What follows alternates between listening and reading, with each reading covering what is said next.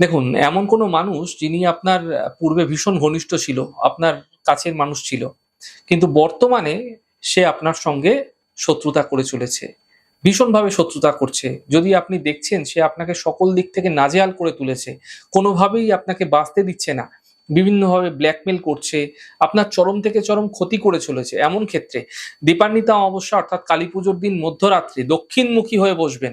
একটি রসুনের কোয়ার উপরে কোয়ার মধ্যে আপনারা কি করবেন ২১ বার একটি মন্ত্র বলবেন এবং একটি সূঁচ গেঁথে দেবেন। ২১ বার করে মন্ত্র বলবেন, একটা করে সূঁচ গাঁথবেন। এরমভাবে ৩ টে রসুনের কোয়াতে করবেন। খুব সহজ প্রক্রিয়া।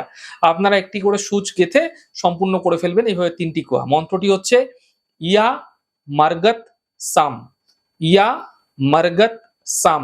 এই মন্ত্রটি ২১ বার বলা হয়ে গেলে একটা করে ছুঁচ গাঁথবেন। ৩ টে এরকমভাবে রসুনের কোয়া কমপ্লিট করলেন। মন্ত্রটি বলার সময় সেই শত্রুর নাম মনে, মনে অবশ্যই বলবেন। তার মুখটা চিন্তা করবেন মনে, মনে। এই ছোট্ট মন্ত্র বলা হয়ে গেলে আপনারা সেই রসুনের কোয়াযুক্ত ছুঁচটি আপনারা একটি মাটির পাত্রে সামান্য নুন দিয়ে ভরে আপনারা কোনো অন্ধকার স্থানে রাত্রেবেলা রেখে দিন। পরবর্তী দিন সকাল যখন হচ্ছে, পরবর্তী দিন আপনারা একটু ভোর, ভোর উঠে পড়ুন।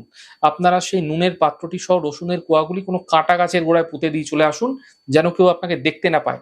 নিশ্চিতভাবে দেখতে পাবেন যে ঘনিষ্ঠ মানুষ আপনার সঙ্গে শত্রুতা করছিল, সে সেই শত্রুতা তো বন্ধ করে দেবেই এবং সে শত্রুতা থেকে দূরস্থ সে ভগবানের কাছে কিন্তু ক্ষমা চাইতে থাকবে।